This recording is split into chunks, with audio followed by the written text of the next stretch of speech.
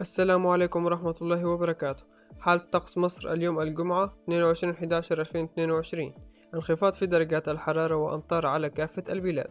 في البداية أتمنى الاشتراك بالقناة وتفعيل الجرس على الكل ليصلكم كل جديد.